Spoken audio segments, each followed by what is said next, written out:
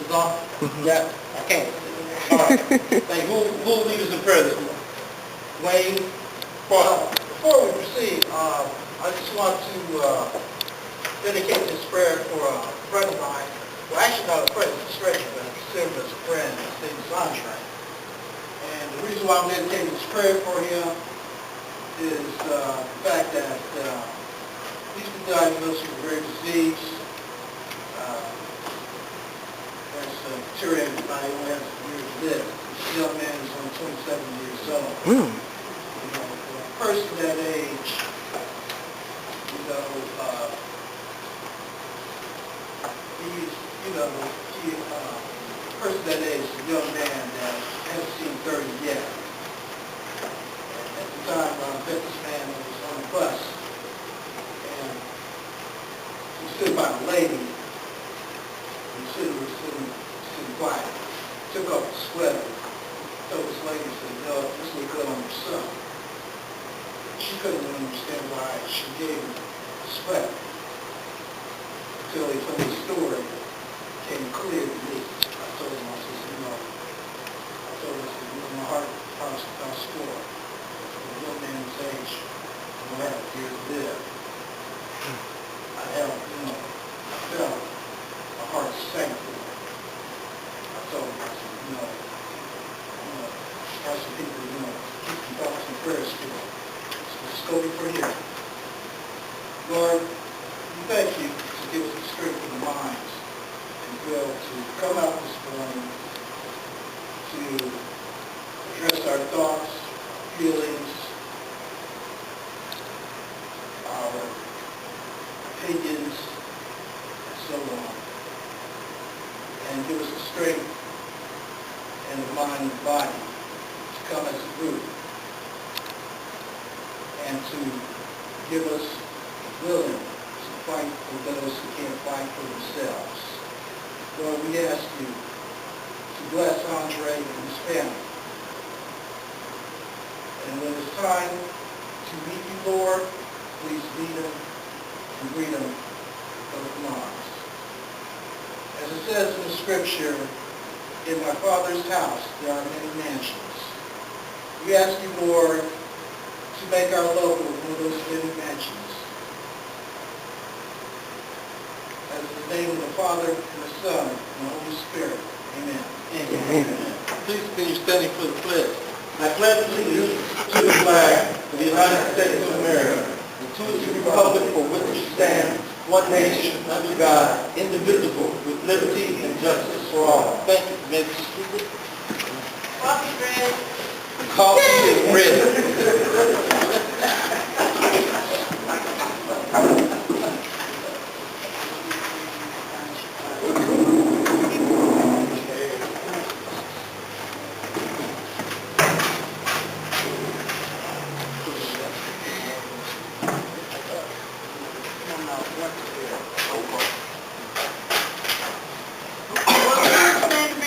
Recognized. Stewart. Stewart. I did. Roll call. Kevin Key, Student Life. Lynn Corrigate, Student Life, South Area. Brad Booker, Wild State Medical Center. Miracle on Medical Center. W. Johnson Medical Center. This is the Hall Secretary of State. May Adams, Secretary of State. I have done a visual attendance for the officers and e-board members.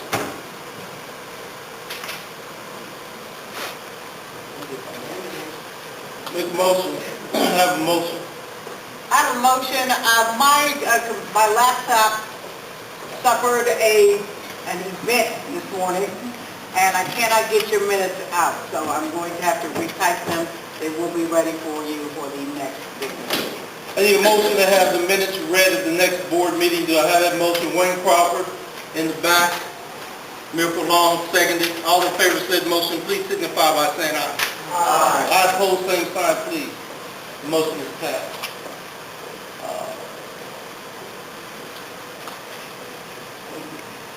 Do you have a treasury report? Treasury report is on the back table. Does everyone have one?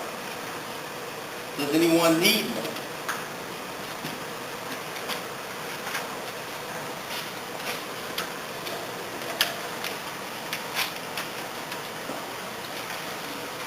Okay. Which is for July and August.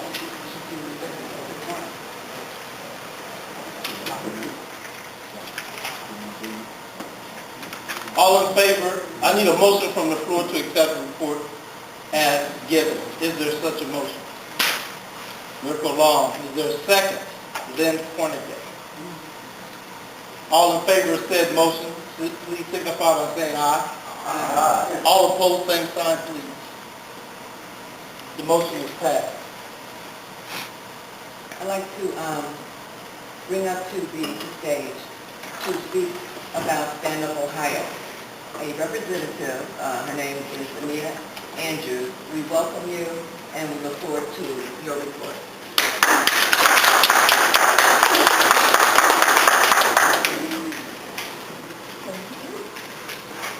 Good morning, everyone.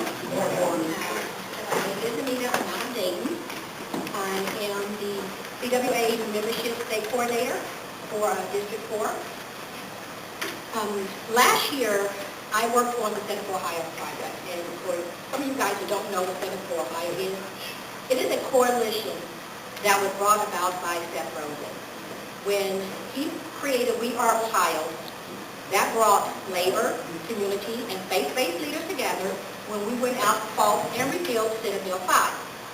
When that ended, when we, after that Success 410 campaign, what he wanted to do is that he wanted to create a coalition that was ongoing, a coalition that actually was derived of members, not organizations.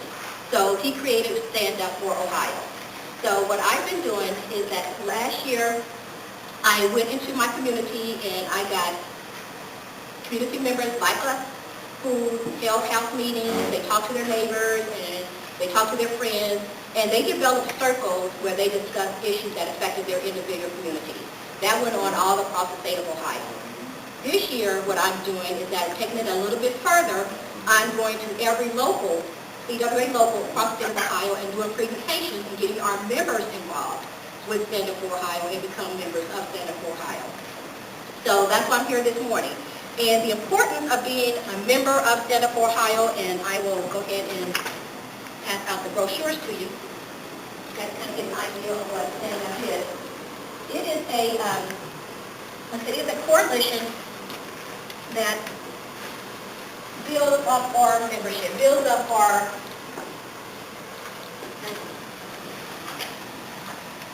I don't want to talk to you in my back to you guys, so.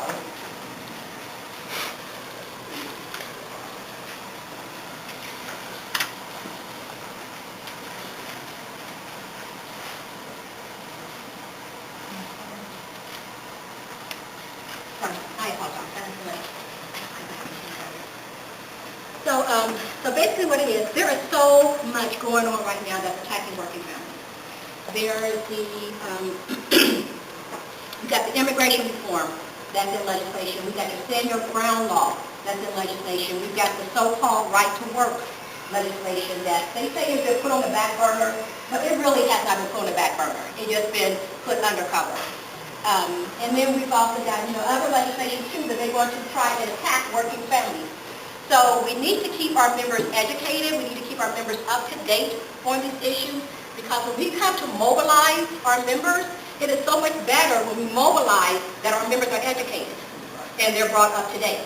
So when we're trying to mobilize and educate at the exact same time, it is just not as effective.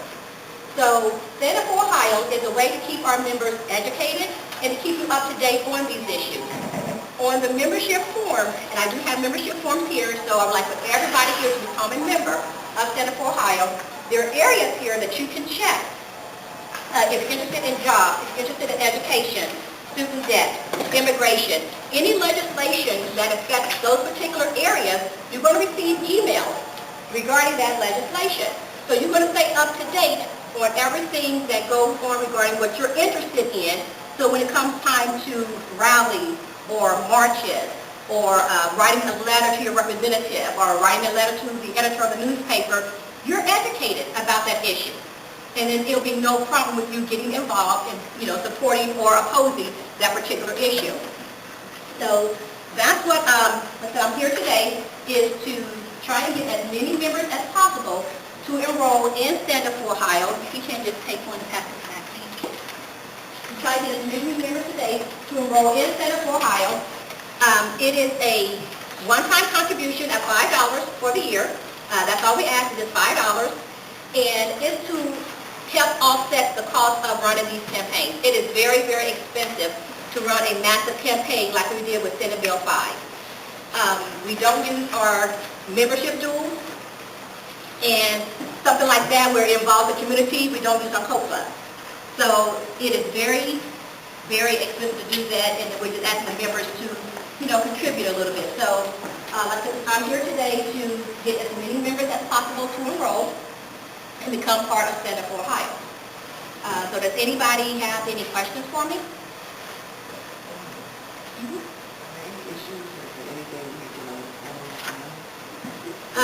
The Stand Your Ground law is still in debate in the State House. The immigration reform, there's a lot of different rallies going on with immigration reform. They just had one October the 5th, I believe, up in Springfield, where they marched to Boehner's office. So that one's going on right now. The so-called right to work, we did a mailer from our locals, giving out the information on the so-called right to work. We're redoing desk jobs and we redo our training. So we want to train one person from each individual unit that we have within our locals to answer any questions regarding the so-called right to work. Right now there is the U.S. call center bill to bring the call center jobs back to the U.S. I work for AT&T. I work in the call center in Dayton. I've been there, it'll be 12 years in January. And to hear our customers say, I've been transferred 6 different times, do you speak English? Are you in this country? That is on a regular basis. 9 out of 10 customers, that's what they say. So when I call, like an escalation department or a tech support, and I'm speaking with a representative there on behalf of the customer, I'm like, okay, what's your name? My name is David, and I look at his ID, and it's this 15-letter name. I'm like, yeah, sure, your name is David. So, it's a big issue. It's a big issue, and even sometimes I get frustrated trying to explain to them what the customer's issue is and trying to get them to help me resolve the issue. So I know the customers are getting frustrated. I know they're getting frustrated. So we really need to bring those call center jobs back. There's cards that I don't know if Richie has those cards. Okay. So there's cards that you guys are going to be asked to sign. Please sign those cards. So we can get billed. And last year, excuse me, last year they did that campaign as well too. Senator Brown actually came to our local and did a press conference regarding the call center jobs. And but the House bill is a new bill number now. So, and they're in a new session. So we're redoing the cards again this year. So please sign those cards again if you've already signed them. So that's something that's really big. And then the Trans-Pacific Partnership, the TPP, to stop the fast tracking on that. So that's an issue that is really big as well, Joe.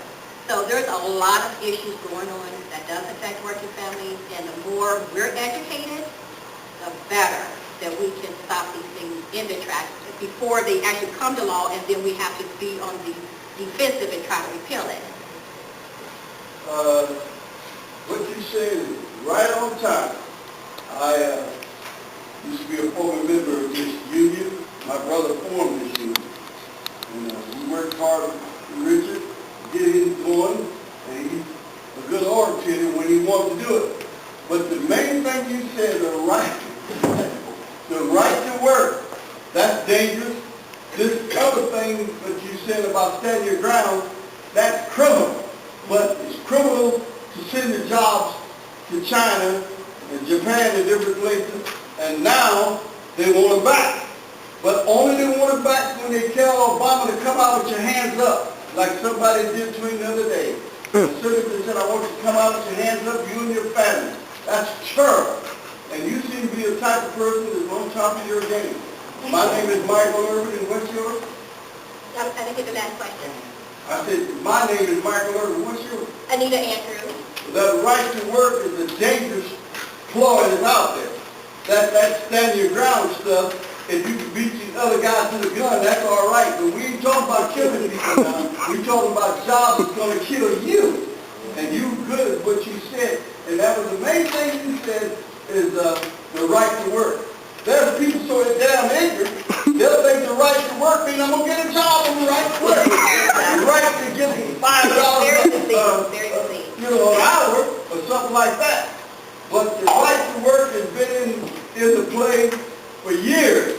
And now they got a chance to try to push it over. But the people who are suffering, and they're suffering, black and white, are suffering because our jobs were sent overseas. Now I'm going to say one more thing, now shut up. You know, Japan is independent.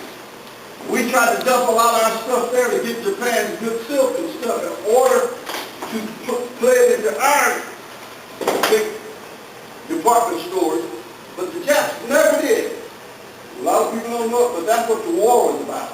In 1937 and 38, America pulled battleships into the Sea of Japan and sent the emissaries in. And asked the Japanese, when are you going to trade with us? They said, never. And even when they had that big hurricane, now I'm not sponsoring the Japanese, I'm just telling you how tricky things are. A lot of people thought Japan just jumped America. Japan was scared of America. They didn't want to do it with us. And then they see our boats out there because they brought big ships to enter our country. Their country, not mine. And at the same time, the Japs bombed Pearl Harbor. That's what started the war. So much tricky stuff. If you're a union member and you really want to have your family going forward, is watch that right to work law. That is the dangerous law that there's a lot of people believing in. Oh, you have a right to work, I want to work. Well, where's the jobs at? Now they're saying we're going to pull the jobs back from China and start putting it back in America. Everything Barack Obama tried, he's been blocked. Now they say he's no good and we want to get rid of him. But one of the dangerous things is this Cruz guy. He's in the same shape Obama is as far as family. He was born in Cuba. He got a foreign daddy. Obama was born in Kansas. He went to Hawaii. Then he went to Indonesia. Obama's mother is a writer. She's educated in writing. They never say nothing good about her. I don't know how that man stands the pummeling that he gets. Nobody never said nothing good about him. And he's for the poor. He's for these kind of people, us, just working people. Of course, I'm retired now, and the pension is worth a damn. I still got a position. But Obama, not because he's half black or half white, Obama's a for real guy. He's a for real guy. And the one senator had the nerve to say, I want you to walk out of the White House with your hands up. Like, damn, like a criminal. I'm sorry, Eddie. Thanks for letting me have it. No, you're fine, you're fine. You make some very, very good points. The right to work is very misleading. That's the danger. That's why we refer to it as so-called right to work, because it's really not a right to work. Well, if you're going to trick somebody, when you come up with another thing, you wouldn't let them know I'm coming to trick you. You would come up with something that sounds so good, and they just fall into it because of ignorance. The right to work don't mean nothing. Here's a man with thousands and millions of dollars keeping confusion going on in this country. Koch brothers. You ever heard of them? Yep. They're the ones that keep the confusion, keep the race separated, all this stuff. Ain't giving nobody a damn thing but the guys who keep this stuff going on. That is true. That is very, very Thank true. you for your time. Let me have time. Oh, no. Yeah, I do. I'm glad to see Michael Irvin here. Everybody could give him a round of applause. That is.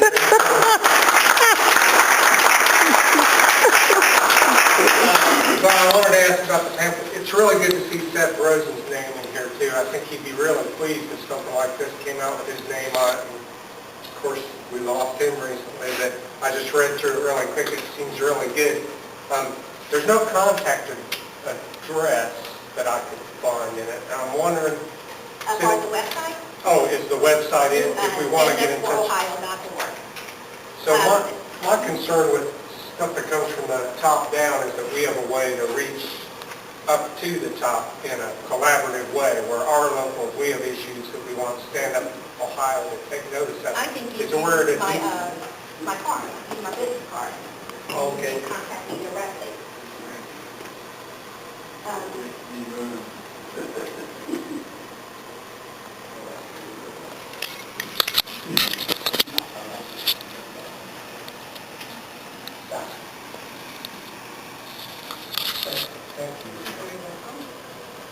But I was thinking the literature we pass out too, that'd be great, because we definitely got some equivalents of the Koch brothers around here. Koch brothers, or whoever they are. There's got a room full of money. Yeah, I didn't even start that up again, but they're up to no good around here too. They really are, and if there's any issue that you have, you're questioning, or where does the unit stand on any particular issue, you can always shoot an email out to me.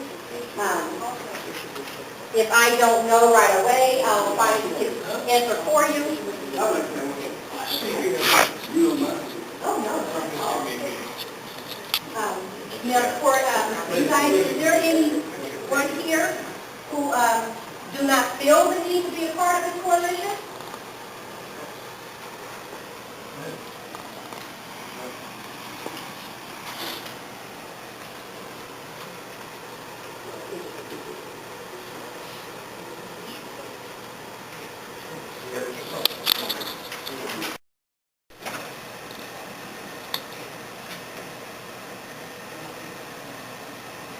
Yeah. If you have it, I can collect it right now. If you want to get the form filled out, I'd be more than happy to take them with me right now.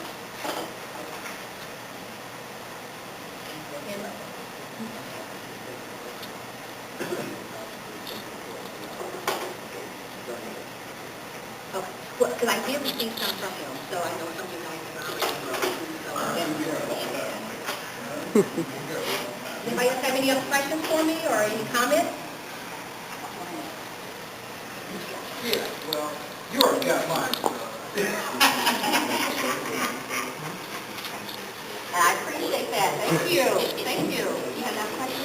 Well, one of the things we want to think about going forward, since this is the long haul here, if we could get this as part of payroll deduct, as part of a union option, Well, like dues are, to be, It's only like a one-time contribution, one time per year. oh, yeah. Yeah, so it's like $5 per year, that's all So we're it's asking. probably not worth going through those hoops.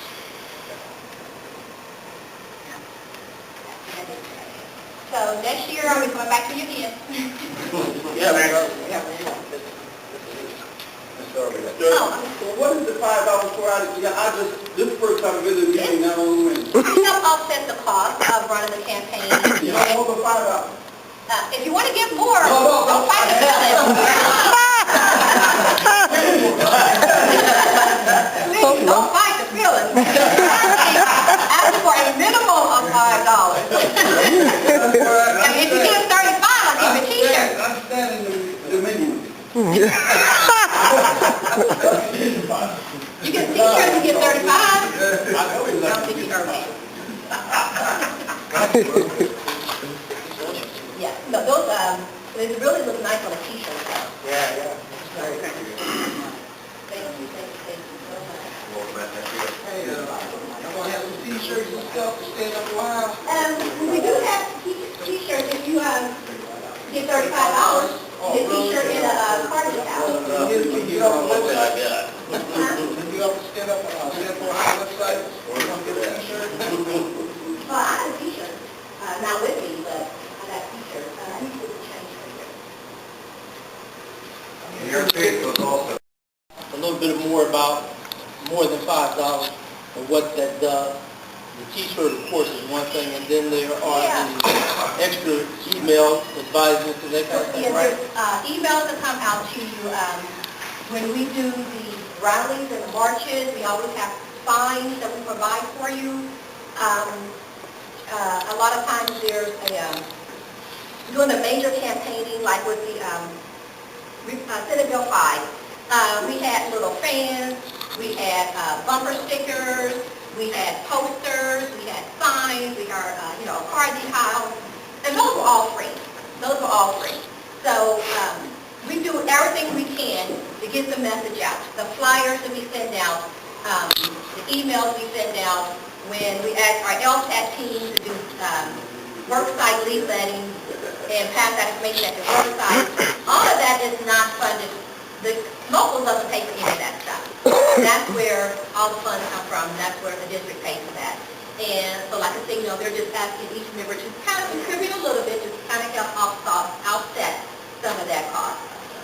So, it's a huge amount that the district pays and district spends on these campaigns. And it's a lot of information. When we set up conference calls, when we actually call your senator or your representative, to support an issue, that particular line that we maintain so we can find out who it is that actually calling, what members are actually calling, that, the district pays for all of that as well. So it is it's a lot that the district pays for. And, Do you want my money or not? I do want your money. I'm waiting for $500 so I can give you your money. But, did I answer your question? Yeah. Regarding that? In the back, Greg Woods. This is a non-profit organization, correct? This is a non-profit organization that you can take on like that. Yes, Okay. yes. Double check.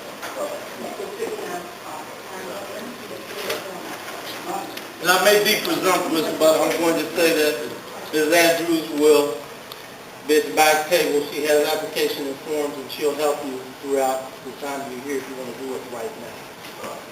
Almost all the executive board members have paid and are members of the organization. The defeat of Senate Bill 5, Issue 2, was not accidental. It was not accidentally defeated. It was planned to defeat. The only way it could ever happen, the only way you can really dissuade so-called right-to-work law is by grassroots organizations, families, churches, those kind of things. Those kind of connections have to be made. It's like a sneak attack. Really, they can do it really without putting it on the ballot. And there was a meeting in the legislature scheduled for Monday on this issue. That meeting was canceled. And so it's going to come back up. It's going to keep bubbling up until they try to get it passed or it is defeated. So you have to kind of talk about it, not just with your co-workers, but especially with your co-workers, but with your neighbors and your son-in-laws and your daughter-in-law, because it talks about the condition of working in this state. The communication team has a series of communication. When I think about it, I'm upset that we don't have something from them today. But we will have a series of messages to inform you on what it really is. An informed membership, the active membership, there's an activist membership, there's a productive membership for your own cause. If you decide that it's not a cause for you, then of course, you're free to do that. But I'm advising you, and hopefully you'll check it out for yourself, that is a cause that will come back and get you. And it is not accidental that it comes right after SB 5, because you have to understand that the legislature and society has decided that those who work, those who pay most of the taxes, those who deserve and have paid for most of the service will not be in charge of that anymore. It is really a destruction of what we call democracy, what our country is supposed to stand for. It is a planned attack on that. Why do we do it as a group? Because as individuals, we can't necessarily make it. Even those causes which took one person, one man, one woman, had to be affected by masses. That's why we do it as a group.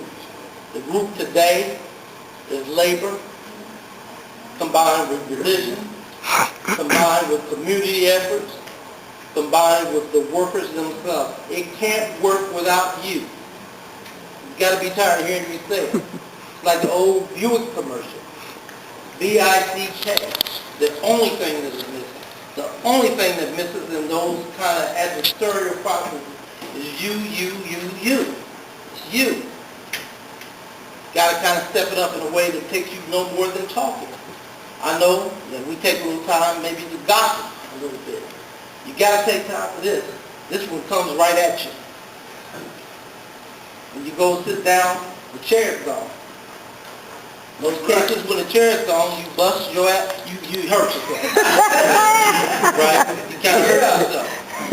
You got to know that that's the kind of thing that's happening. And it's happening while we're thinking about other things. You know, we have to think about that. But you do have local issues. Yes, sir. Well, I also noticed, and you don't hear about this a lot in the news, what the state is doing, state government is doing, and my wife is a victim of this. Is what the state is doing, you hear K6 saying, oh, I've added all these jobs within the state, but they're not full-time state jobs. What the state is doing is going to these temp agencies and hiring tons of people, but they're non-union jobs, they don't have any benefits, they don't have sick time, and they slave them. They slave them to death. And they don't have to pay them union wages or anything like that, and that's a form of union busting also. So that really needs to be protested because it's not right at all. Because they work 50 hours a week or more, and they don't have any benefits whatsoever.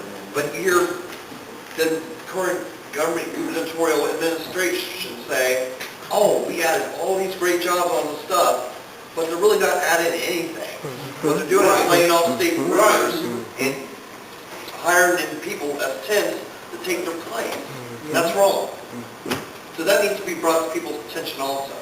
And it's not necessarily partisan politics. I don't think anyone this morning has talked about Democrat or Republican, maybe have mentioned Democrat or Republican, but it's deeper than that. It's almost words that people don't like to use normally, which is really them and us. It is really, I'll get you, I got this, it's really an attack on us. Us. Workers, taxpayers, those of us who are not billionaires. Getting back to old sort of European standards, where there is the aristocracy and the rest of y'all. You call them plebes. That's really what it is. Really what it is.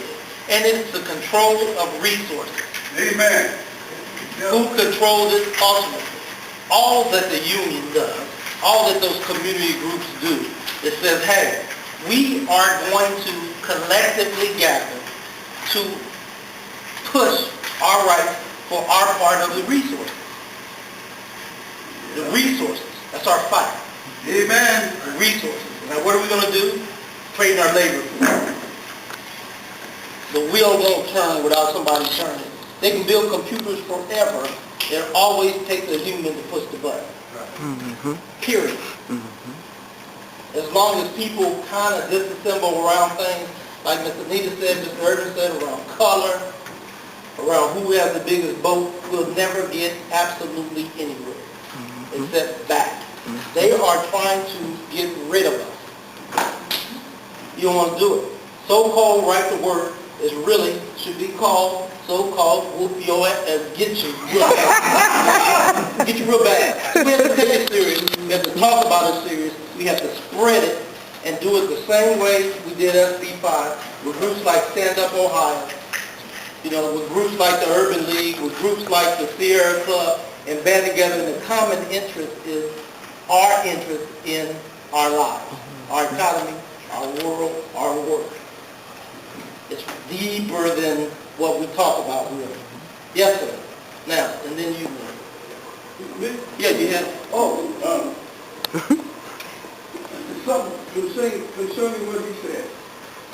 Now, since I bought 2 homes in my life, and I always went to pay my water bill and whatever. Now the workers is attacking me because they're not getting no raise. And the workers came to me and said, Mr. Irvin, I've been going there for years over here on wherever it is over there. It's water bill. And he might got my electric bill over there. Lady said, You know, we give you, at your age, we give you discount on your electric, but we can't give you no discount on your gas. I said, what's the difference? The age is still there, and the gas is still there. What's the difference? I said, in fact, tell you what you do. Bring your supervisor, the top supervisor, down here, let her tell me what he's talking about. So I just was given a big paper stating that seniors at certain ages and certain incomes get a ride on their utility. Because they don't make the money they made when they worked. So I was attacked. As soon as I got in there to pay my bill, they brought up my other bill. Said, well, electricity is not going to be in. I didn't know what was going on until I got home and looked in the real. I said, I'm damn. So here's an organization giving discounts to seniors, especially those who are disabled. Well, I'm disabled because I'm in a glorified battle with 4-stage cancer. So I'm really disabled. I think. Anyway, Mr. President, the lady, the supervisor can't come down. I said, yes, she can. I'll just wait. So I took a chair. I ain't got nothing to do. I got no job. I said, I'll just wait. She said, well, let me call up again.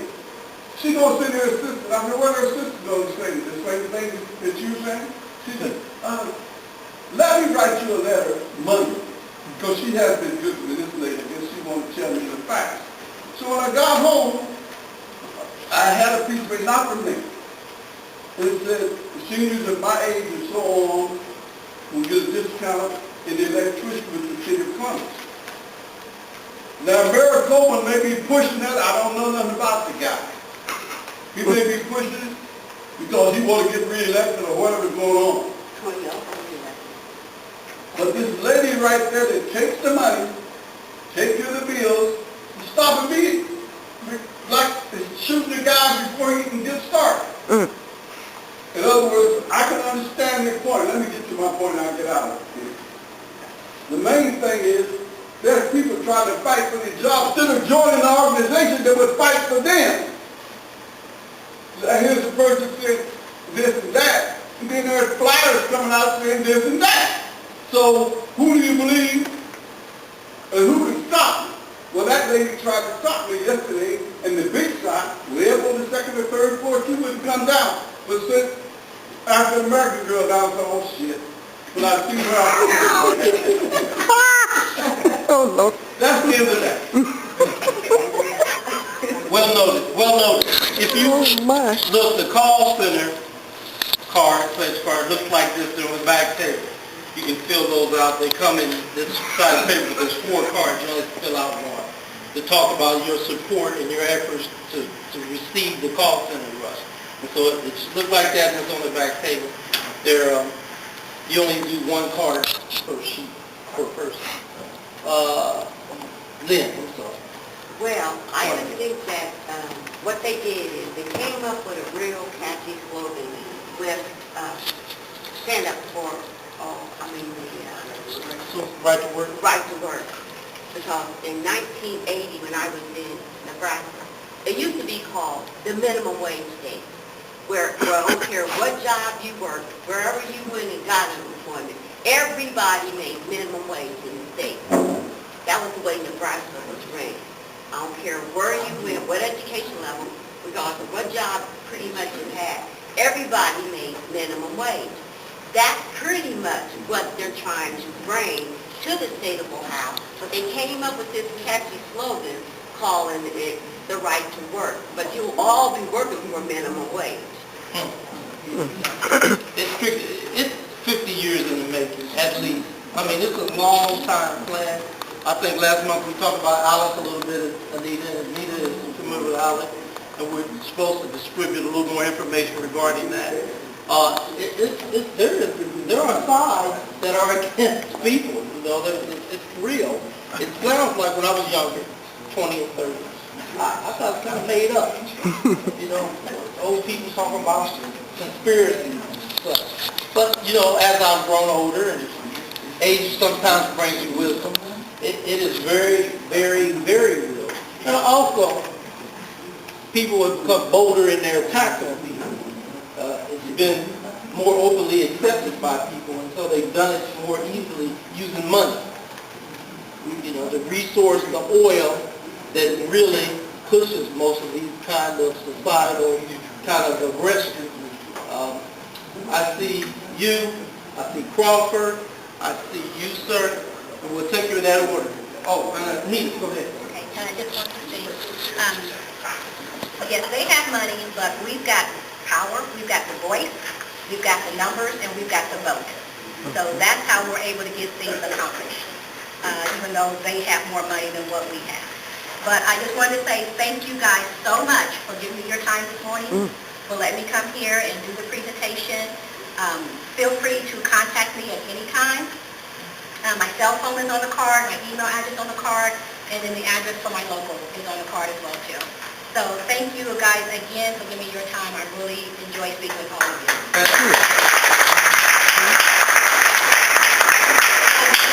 Extra forms, we've got extra brochures. Please feel free to share this information with your friends and families.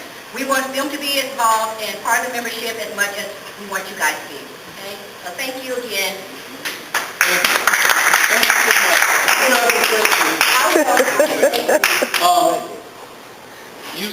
You sir, and then you sir. Go. What they're trying to do, and this isn't some paranoid science fiction crap, and lots of people don't want to hear this, but it's slavery. It's corporate slavery is what it is. That's all it is. You're going to minimize your wages, have you work yourself to death. Amen. If you can't afford, the only thing you are going to be able to afford is food, rent, or mortgage. I mean, look at McDonald's. McDonald's has sites on their website on how to apply for welfare and food stamps. What McDonald's is doing is paying people, and Walmart also, is paying people the minimum of what they can get away with paying somebody, and having the government pay the rest. And it's corporate welfare, or corporate slavery is all it is. And if we don't do something about this, 5-10 years time, it's going to be worse. And you're going to have your coworkers around you say, we're saying now, oh, the union doesn't do anything, it doesn't do anything for me. They're going to be the first ones complaining, now why are my wages so low, but the price of products is so high? It might not be 5 or 10 years. We got to really be active. We really got to be active to the younger generation who haven't gotten a job yet to know how bad or good it was and how bad it can be. Mr. Crawford. And the other thing is McDonald's advice to their people to survive is get another job. That's what they get, and work two of them. Work 2 jobs. That's their advice for having money. Sir. You know, let's put this in the bigger picture too. So not only here at the state level, you look at the higher level as far as postal service workers. You got folks in Congress attacking our U.S. Postal Service. All right, you know, Fred and I, you know, this past like Sunday, right after football, I was watching 60 Minutes. Okay, they had a segment done by Steve Croft on how you have certain people in Congress living off contributions from political organizations, political action committees. Okay, we talk like certain people in Congress, Coburn, Cruz, Boehner, McConnell, those folks in Congress. Right on, you're right. You know, it is supposed to be against them to go on and use campaign contributions for personal use. And get away with it. And at the same token, they're attacking all our government workers, our post USPS, which I always get my deliveries from whenever I buy stuff from eBay. You know, those who work in certain parts of the government, our government workers, and their working families too. but they steal the money and get away from it from their little organization.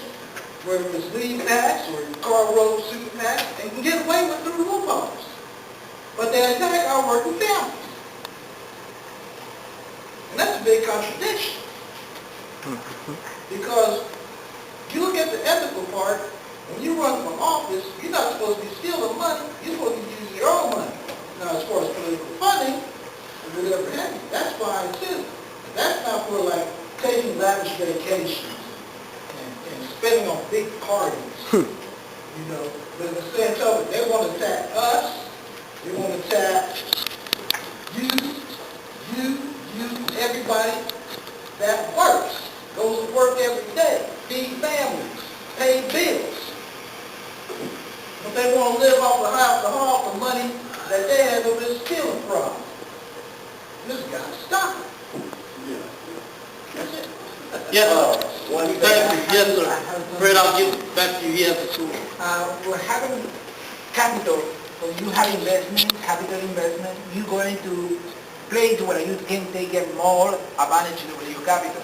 So they went to China, they outsourced the job to China, because by the time they outsourced the job in China, no was a union, no was nothing.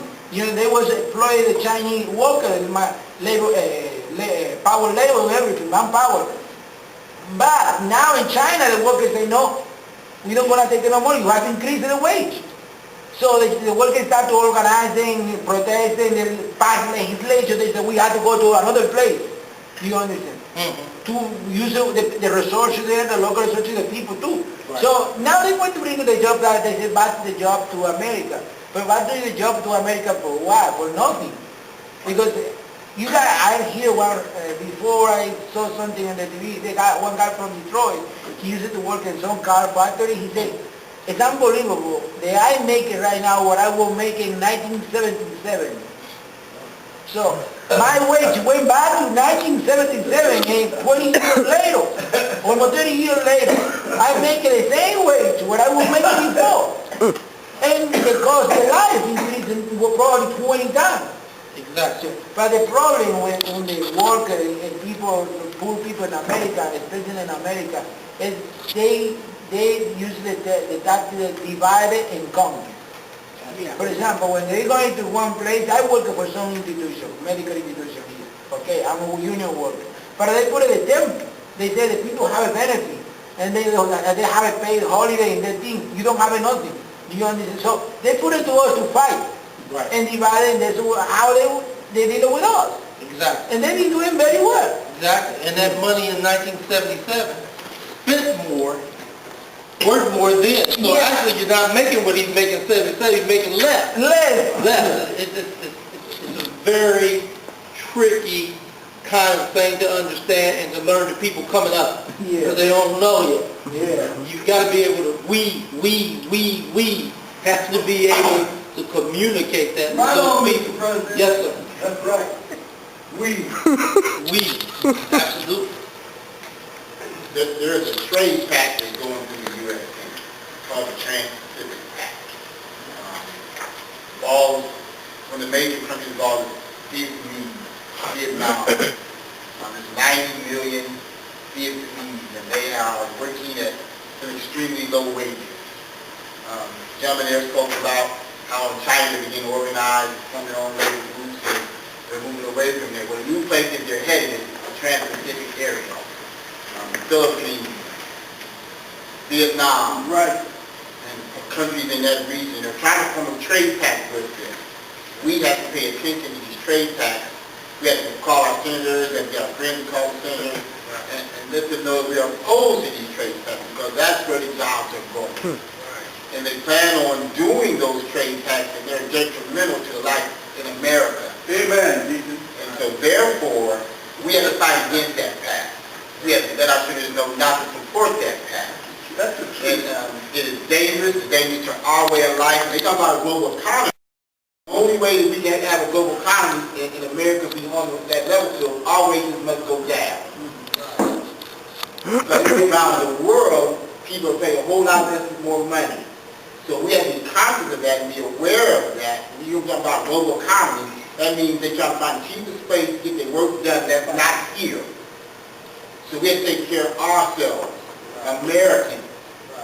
Not black, white, purple, green, Americans, and make sure that the jobs that we have here stay here, and we get the wages that we deserve. But we got to be politically involved, because many of the fights that we have, as much as we have to be on the floor, they're in both places. They're on the floor and in the State House, in the floor and in Congress. So you have to fight all those battles at the same time. Through the internet, through texting, through emails, you have to fight those battles. Do we have information for distribution regarding that? Ms. Anita talked about it as well. I thought we had something printed. Well, we got something that's property, but we already got it printed. We do have to fight. In order for you to, when you look at the call center card which are in the back, they urge you to look at your legislator. And so all of those things are letters prepared to go to the legislator, and you have to put your own comments. So those are at the back table, please do it. At the last meeting, we passed out these cards that she talked about a little bit too, so-called right-to-work legislation. That asks you to talk to the legislators. If you weren't here 3 weeks ago to do that, you have an opportunity to do that today. And we're still doing that, taking those cards and sending them out. It doesn't obligate you to do anything except, have your concerns heard regarding it if you have concerns. They call me like once a month, how many cards have you got signed? So you see I'm up here trying to push that you sign these cards to get those done. You can do that today as well. If you haven't seen, this was our latest newsletter. There is some information in that. And we have the website. We have text alerts. There's a card you're supposed to fill out so that you can receive those alerts. Should be around here somewhere about things going on at the job. I'm going to take the conversation and switch it to question and answer, so we can talk a little bit about our local issues.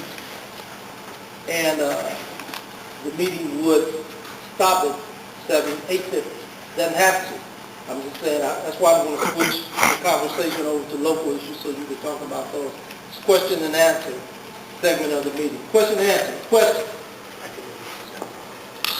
Anything? Yes, sir. Yeah, I want to ask something. My wife has a baby on Name. Like to kind of identify yourself.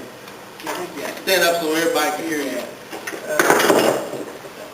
My wife and me have newborn on September 9, and I fill up the FMLA, it took like 3 weeks. But when I came back, the assistant director is Douglas Wade on Ohio OHU East. He stopped to ask me some questions. I don't understand this question. That's why I'm coming here to ask. He asked me if I am legally married and if I have proof, and if we live in the same apartment, me and my wife. And he asked me, he asked me if we are married here in the United States or outside, And I told him that we married through the Federal Department of Immigration, and I don't know what does it mean, this question, and The supervisor. that's the assistant director. Assistant director. Yeah. I don't know. I was confused about this. I don't know if his rights are violated. I don't know that it's appropriate that the assistant director of the department asks those questions. Those things are done through human resources, HR. And those are the people, if they have a need to ask that question, ask it. I do know that at OSU, including the hospital, they have the domestic partner policy. And that partner policy has extra paperwork that goes with it and that kind of thing. What's your department? Custody worker. Custodial worker. CBA. I got you. And he asked me to bring certificate that I am legally father of my son and my wife is legally mother. And Now, when I worked at the main house, that didn't happen. I've never heard of it happening anywhere before. So I'll check into it. Give me a name. What's his name? Douglas Lake. Say it again, I'm sorry. Douglas. Douglas, yes. She knows you. Yeah. What was the last name? Lake. when I asked my friend who have the baby before, they said they never asked them this question. They Never asked them asked. only about birth certificate. That's what they asked for. But I'm they don't surprised they answered. bother with it. And I have one friend, my coworker. She told me that she heard Dave, the director, talk to Shari, the manager, about me, and she told her we are gonna ask the courthouse if he is legally married or not. You know, I would, you know, like. I just never heard of it. But there is, they're cutting down on how they're using the money. They're checking on people, but it's probably some kind of prejudice. It sounds prejudicial. It just sounds that way. I would doubt very seriously if that happened to maybe a black person or a white person. I doubt that would happen. So, Miracle and I will be looking at that. We can't look into it until Monday and quickly. But we'll get back to you. Miracle, you got his number and all that stuff, right? She has your number and all that? Yeah. We'll look into it. We'll get you an answer. I am consulting. Did you give I that? already know the answer to part of it, already. Really? Second. Give it up. Give it up. I'm Did not you going tell to them? do business to everybody. No, give, It's a private. I want the question, why would they ask the question? Why? Because there were questions about the domestic part. They had some, for some reason. Yeah. Okay, then we won't do that in the meeting. We'll do that. Only I want to let you Not a know, that I am proud to be American. I Uh-huh. am a citizen, and my son, I am proud to have my son here because they have, you know, a lot of opportunity, rights, human rights, and I don't want my son go through that. I understand. I understand. Maybe just almost because of an accident. You never know where it comes from. But you do know that it comes from ignorance and probably a little hate in there. Probably more hate than ignorance. Who else? Question and answer. Time. 5 minutes. You got 5. Oh, it is? I need an extension from the floor to extend past 8:50. Do I have that? Motion for that? David, I have a motion for it. Do I have a second? Driscoll. Second. All in favor of said motion, signify by saying aye. Aye. I oppose, same sign. The motion is passed.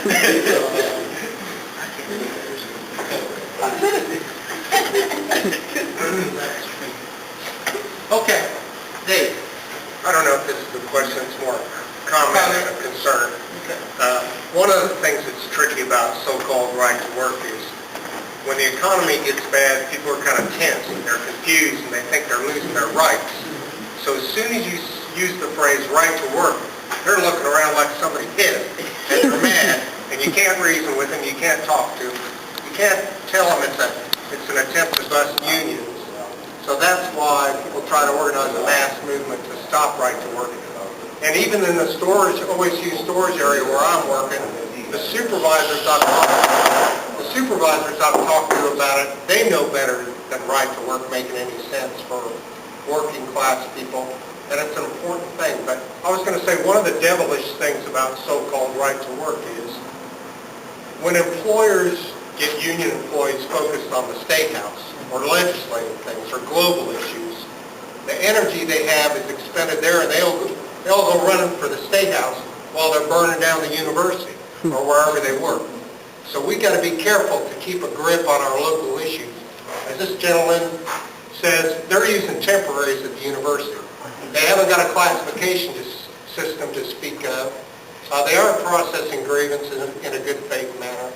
There's degradation of work right here on campus that maybe the Stand Up for Ohio group, since this is Ohio State University, would be concerned about.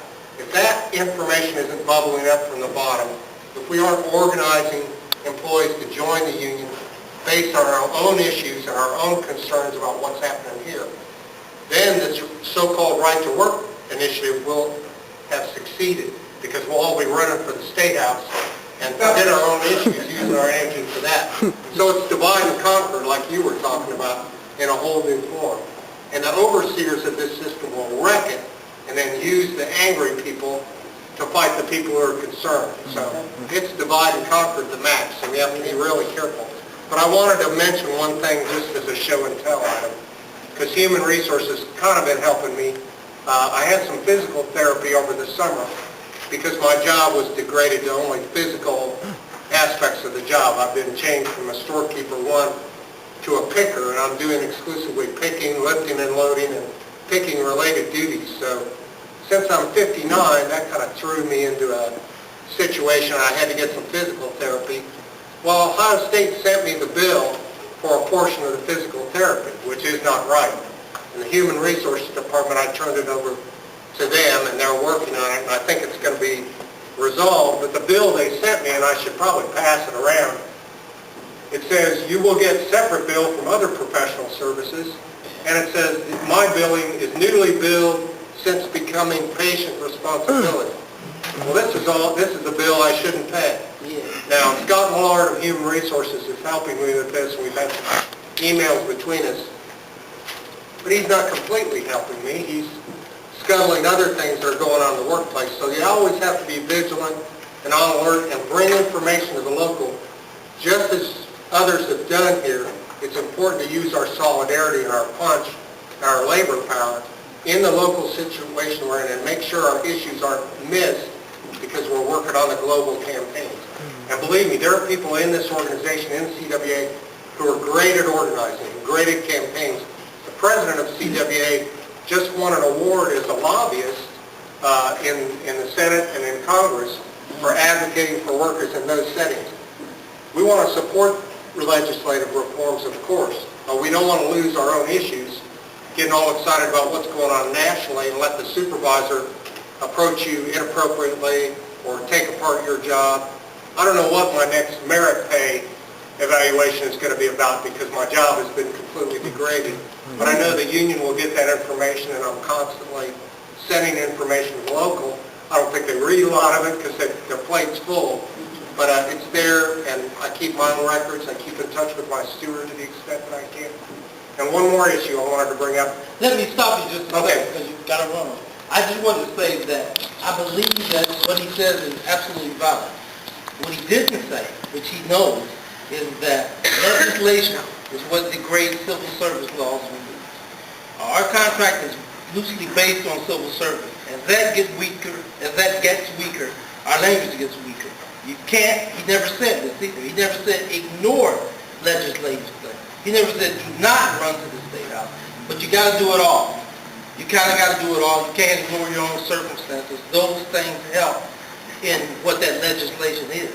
And when you're in a sort of place where they really want you back in slavery, they really want to be able to answer questions like that, almost doing a colonoscopy on you over a benefit that you've earned, then you have to pay attention to not only what's in front of you, but also what's ahead of you. So the State House is kind of what's ahead of you. And your conditions where you are working is what's in front of you. You got to do both. They've made us more skilled than we had to be in the first place. Because all we really did was set an application. They said, we're going to pay you this, we want you to do this job. That was really the covenant. That's the marriage between the job and the place, and you. Now they got a lot of different responsibilities. They want you to be a healthcare expert.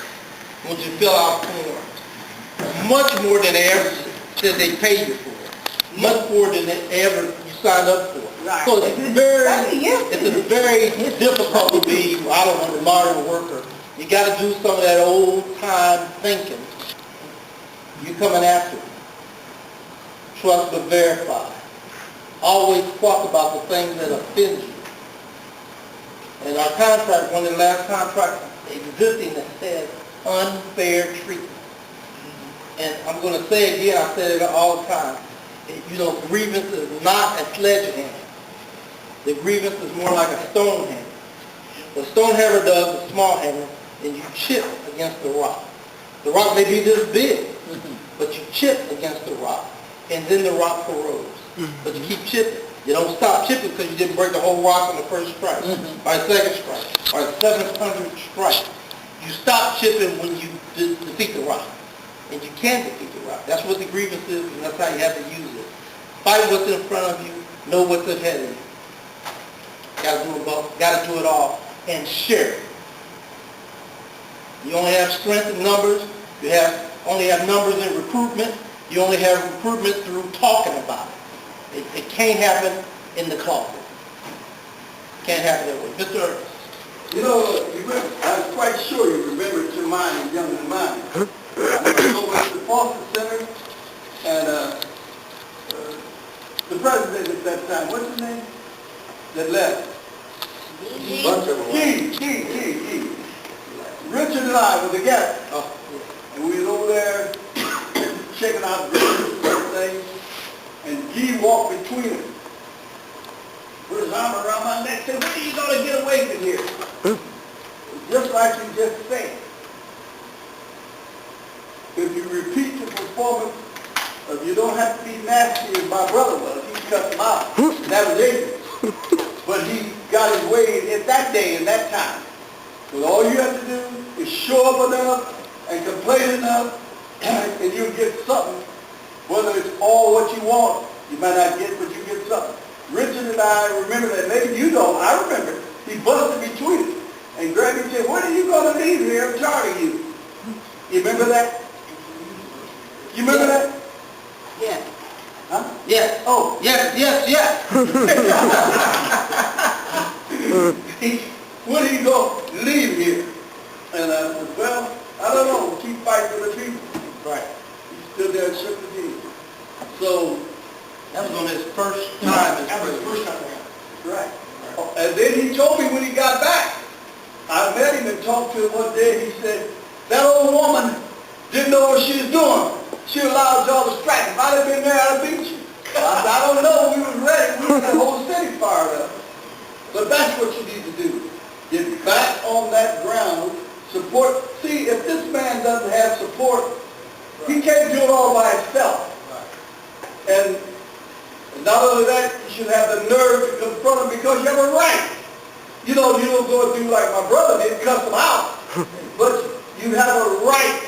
And your grievance procedure is just like asking for money.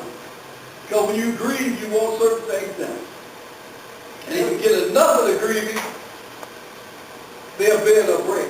Because they get tired of seeing your face. They're tired of seeing you come. That's it, Mr. President. Thank you very much.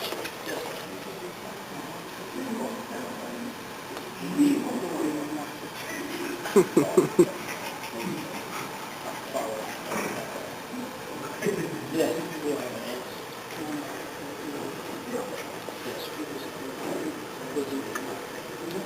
My name's Dave Lesher. I work in the OC Stores area, and I'd like to thank Michael Urban again for coming.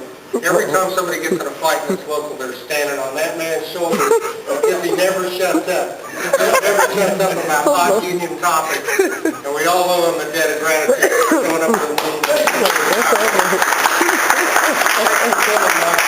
Always good to see you. One time when the Democrats were speaking here, he stood up in a speech one time and he started off by saying, organized labor has no friends. Oh my. And those guys were all sitting there desperately trying to get our votes. That was our senator. Yeah. The senator got him, he's going to play it. I was standing right there. I said, now this guy's going to play it. But Michael's fearless when it comes to defending the workers' interests. He said, anybody got any questions? I'm glad he said that because I wouldn't have said that. I said, I have.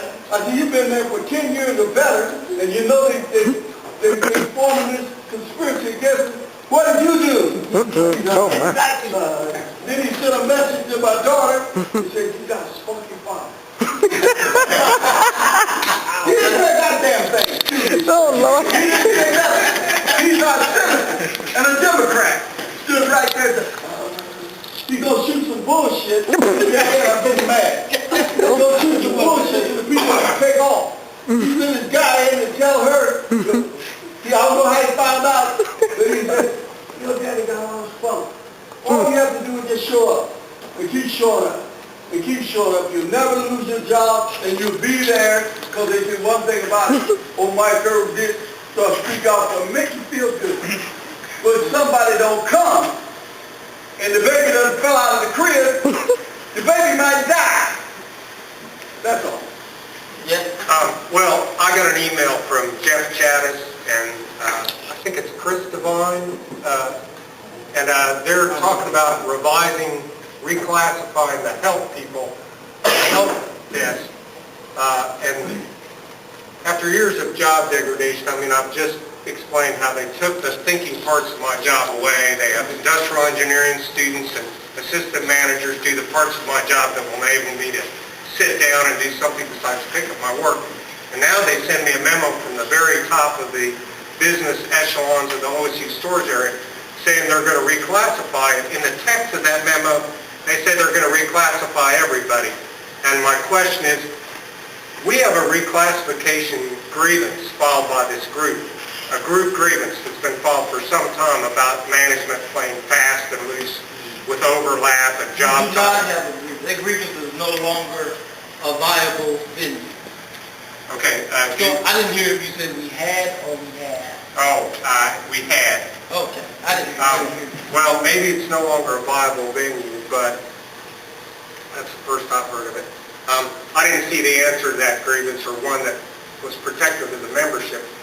But given that job degradation and favoritism and things that happen in the absence of a classification system are now so important with the storage area, maybe we should push to go for new management that recognizes union titles rather than privatizing, which is kind of a theme for the Chavez group. When they wreck it, they kind of privatize it. They seem to be wrecking the general warehouse area now. I've sent emails to management about how we could improve things. They counterman anything employees try to do because they're paying the heavy hitters to come in. When the rest of the campus streamlined, they hired top-notch managers to come in and run the show.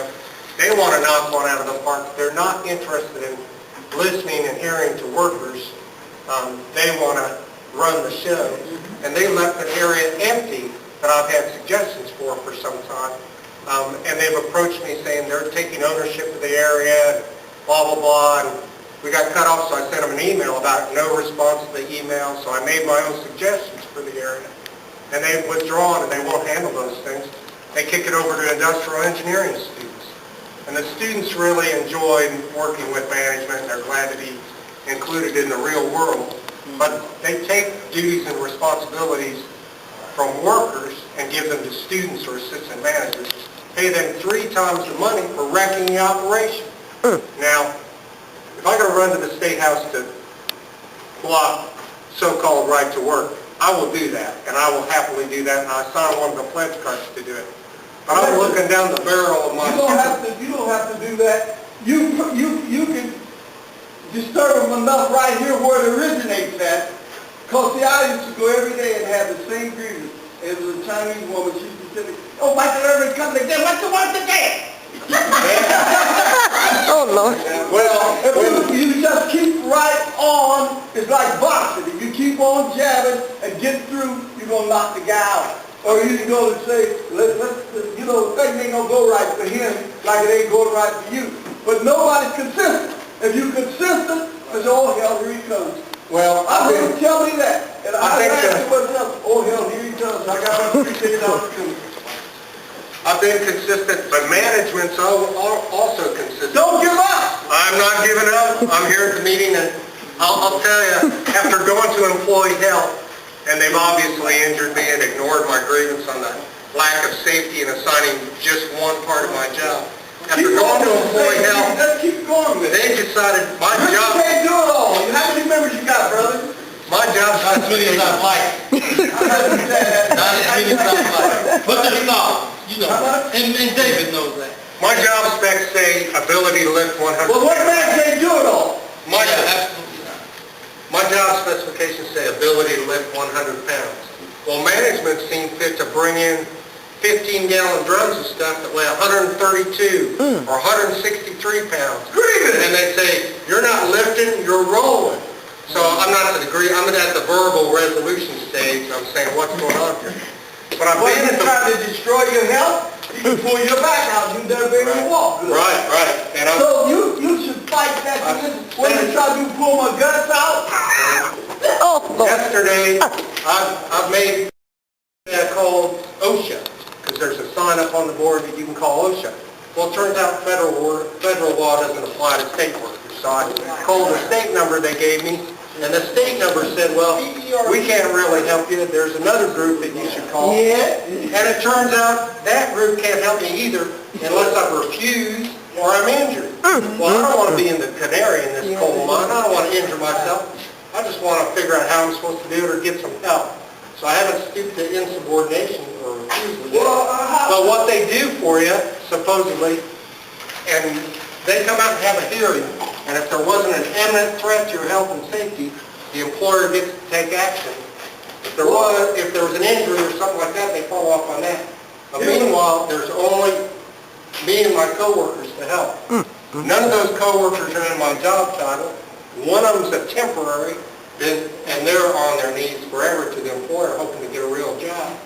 So I'm not surrounded by union coworkers in the circumstance, so I have to keep fighting. You don't need to. You can do it for yourself. But the state referred me ultimately to Jamie Beadle, who's the resident Well, in-house. why don't you just get an industrial claim and quit and go and stop, you old enough for retirement? Not yet, I got a ways to go, but that's You not get paid two ways now. You get paid from your job, from your retirement, you get paid for work and compensation. I'll take any money people want to give me, but in the meantime, I want to let the Mexicans know what the fight looks like. The state... I've seen people do it. They went to work with compensation and got it. Maybe it took them a year or two. Then I see it. They ain't nothing, I'm just talking. Well, I'm looking... Now, you said the guy asked you to pick up a 100-pound drum? Well, they want me to roll it from one skid to the next. But if that drum fell and I tried to recover that, I'd be back at physical therapy. They want What to do you bill want, me two for. people to help or just one? What do you want? Well, I don't know what the answer is because I'm not a safety expert, but I was going to say that... Don't give a damn about that. You safety for yourself. Right. Oh, Lord. Then you do something you need to do. I'm sorry, Rick. That's a wonderful tradition.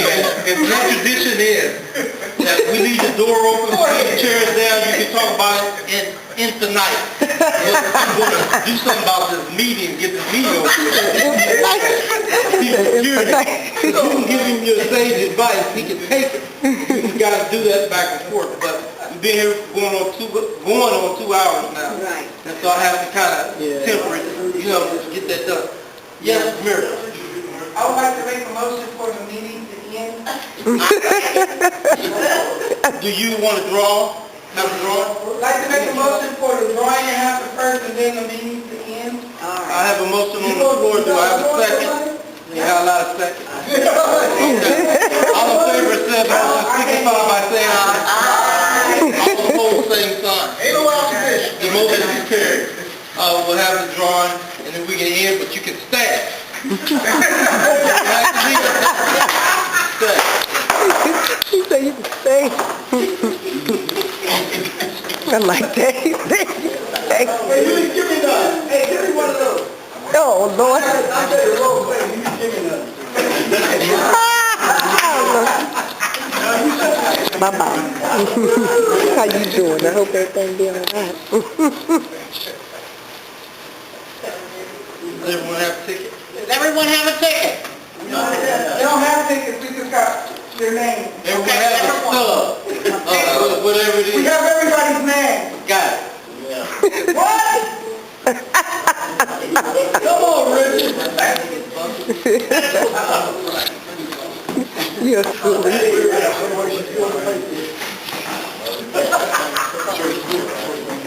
Just stick my name.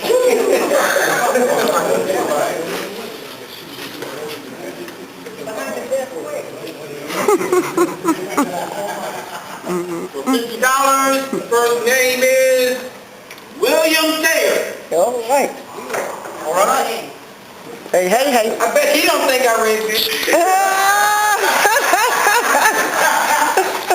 No, he couldn't.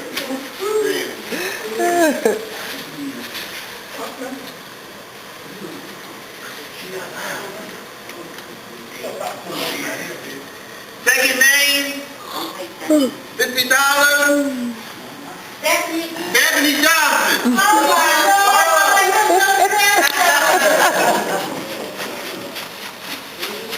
Okay. All right, Stephanie, my turn.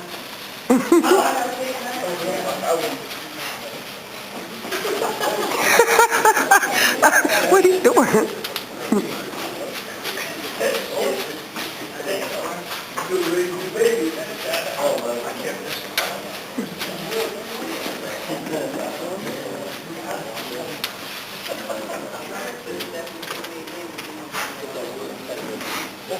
For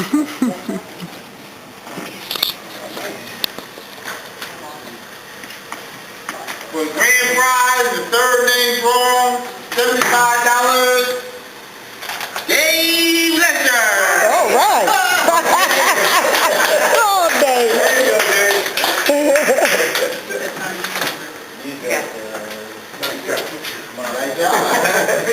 Okay, you people have to take me to lunch.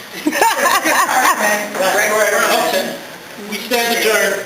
Yay.